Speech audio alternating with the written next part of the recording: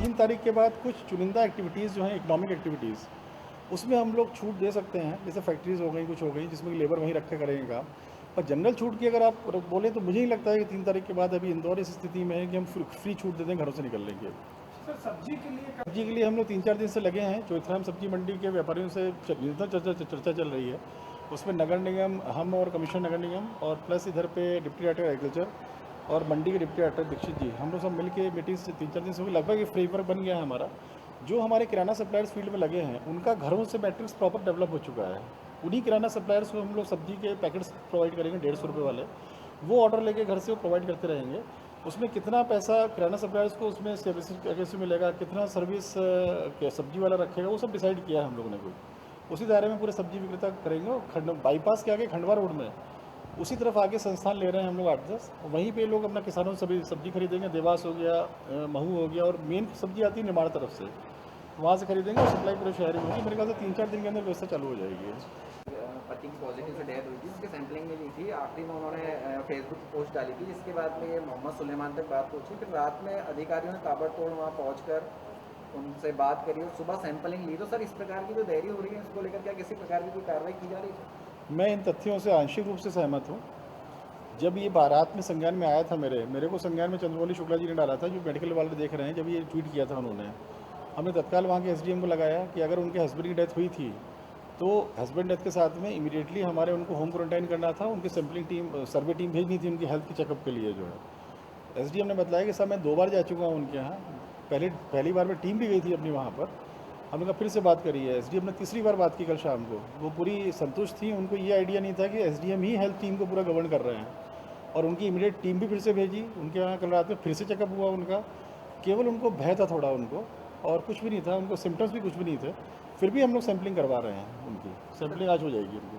Sir, कुछ काम नहीं कर रहे उनके खिलाफ, जैसे चौइथराम में कुछ 3 अस्पतालों में जो पैरामेडिकल स्टाफ है, चौइथराम, गोकुलदास और शैलबी, इनके पैरामेडिकल स्टाफ को मैनेजमेंट ने बहुत प्रयास किया हम लोगों के कहने पे, उनको परस्यू किया, सूचना दी। पर जो लोकल इंदौर में रह रहे हैं, इनके कई स्टाफ बाहर भी चले गए हैं। जो बाहर के ज़िले में चल रहे हैं, हमने कहा पहले उसको सेकंड स्टेज में देखेंगे। इंदौर में रहने वाले जो ऐसे लोग हैं जो नहीं आ रहे हैं ड्यूटी पे, तीनों अस्पतालों ने सूची दी है। मैं इस शैलबी के मैं परसों ऑर्डर कर दिया था मैंने, कल मैंने बाकी दोनों के लिए भी ऑर्डर किया है, जो बॉम्बे अपना गोकुलदास और चौइथराम। तो इसको पुलिस को भेजा है कि इनको जाएँ, ये पुलिस पहले जाएगी इनके घरों में, इनको बोलेगी आप ड्यूटी ज्वाइन करिए, और ड्यूटी ज्वाइन नहीं करते हैं ये लोग तो इनके खिलाफ FIR होगी।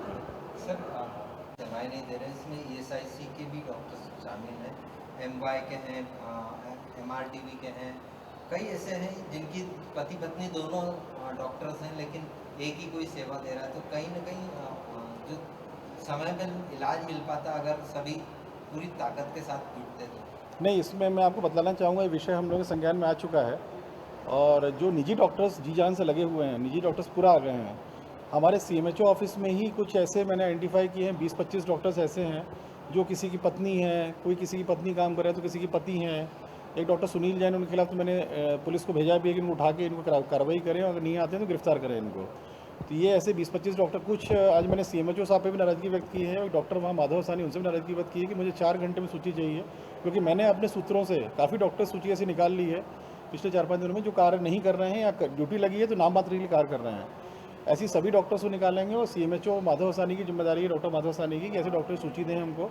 इनको मैं सबको, जो CCC हमारे कोविड केयर सेंटर बन रहे हैं, इन सब की ड्यूटी मैं वहाँ लगा रहा हूँ, जो 8-8 घंटे की ड्यूटी लगती है, ताकि सब काम करें। और काम नहीं करेंगे तो मैं गवर्नमेंट को इनके खिलाफ रिकमेंड करके भेजूंगा कार्रवाई करने के लिए, या इनको दूर कहीं पटकने के लिए। इनको, ये इंदौर लायक लोग नहीं है, जो इंदौर के लोगों की सेवा इस वक्त नहीं कर सकते हैं, ऐसे किसी डॉक्टर को, सरकारी डॉक्टर को इंदौर में पोस्टिंग का अधिकार नहीं है। तो इनके खिलाफ कार्रवाई भी होगी, और मैं इनकी पदस्थापना दूर कहीं कोने में करने के लिए, देहात एरिया में करने के लिए अनुशंसा गवर्नमेंट को करूँगा। ऐसी MYH वाला जो मैटर है, इसमें भी मेरी बात हुई है, कमिश्नर साहब से ही बात हुई है, और डीन मैडम को भी बोला है। जो MTH में हम लोग 350 पेशेंट्स अब डाल रहे हैं, उसमें मैनेजमेंट ठीक करने की ज़रूरत है। उसमें वहाँ पर जो MYH को नहीं चेंज कर रहे हैं ना, MYH ग्रीन अस्पताल है, MYH में अभी एडमिशन ज़रूर कम है, पर वहाँ ह्यूज स्ट्रेंथ है डॉक्टर्स की।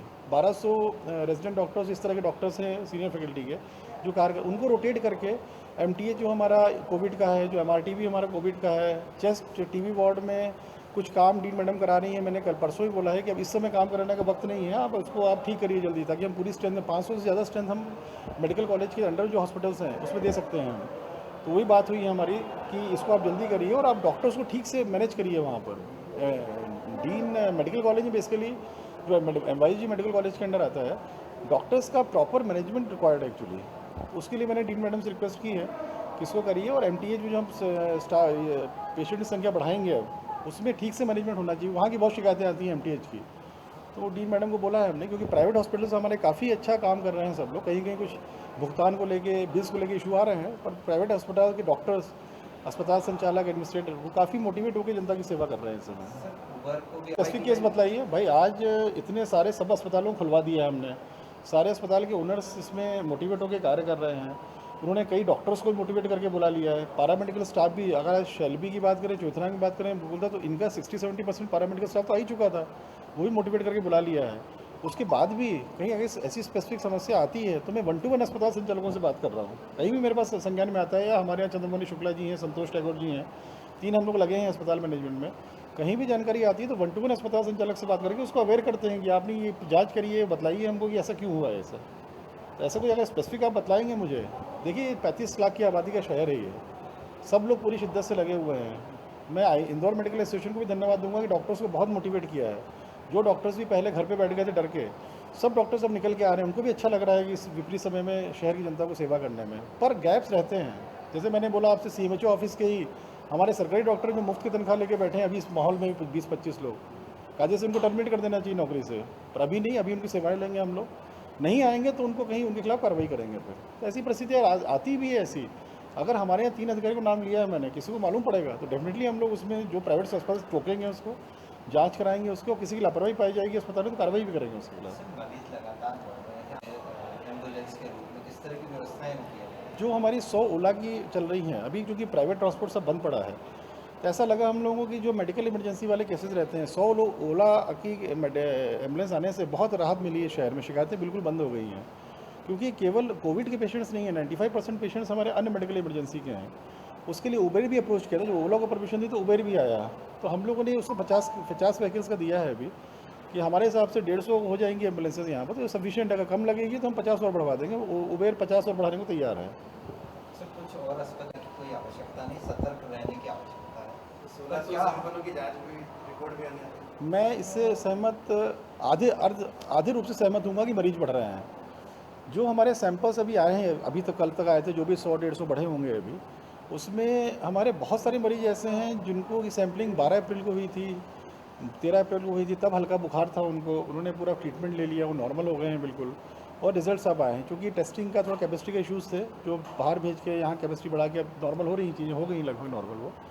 तो उसमें मरीज एग्जैक्टली नहीं बचे हैं, वो ठीक हो चुके हैं। वो कई लोगों ने ओवर कॉशियस होकर बिना किसी सिम्टम के टेस्ट करा लिए थे पहले, जो कि ICMR गाइडलाइन नहीं बोलती है उसको, हाई रिस्क पेशेंट को ही बोलती है। कई लोग हाई रिस्क पेशेंट नहीं थे, फिर भी सैम्पलिंग करा के बैठ गए थे वो लोग, उनकी पॉजिटिव आ गए। ये वायरस है, तो वायरस हर इंसान में जाएगा ये आने वाले समय में, और धीरे धीरे बॉडी की रेजिस्टेंस जितना लेट जाएगा उतना बॉडी जो है कैपेसिटी बनती जाती है लोगों की, एंटीबॉडीज क्रिएट होती जाती हैं।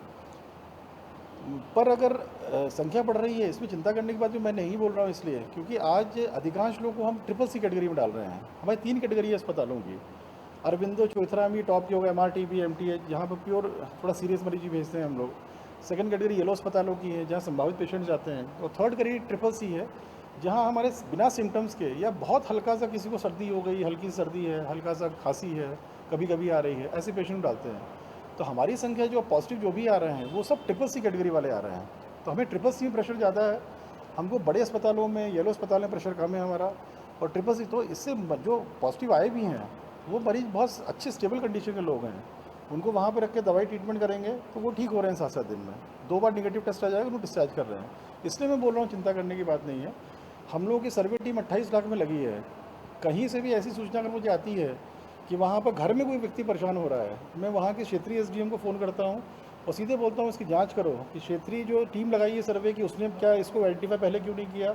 वहाँ जो डॉक्टर्स की टीम लगाई हुई है हम लोगों ने, हर मकानों के ऊपर कोई ना कोई डॉक्टर है, जिम्मेदारी फिक्स है सबकी। वो सर्वे टीम ने क्या ऐप में नहीं डाला उस चीज़ को, ऐप में डाला तो डॉक्टर ने क्या कार्रवाई की, सबसे पहले इसकी जांच कर रहे हैं। ताकि कोई भी सूचना हमको इमीडिएट मिल रही है। कई लोगों को हम लोगों ने हॉस्पिटलाइज भी किया है। जितना हम ग्राउंड लेवल से लोगों को निकाल के अस्पतालों में ले जाएंगे, हम लोग ठीक कर देंगे, उतना स्प्रेड कम होगा, उतनी जल्दी इससे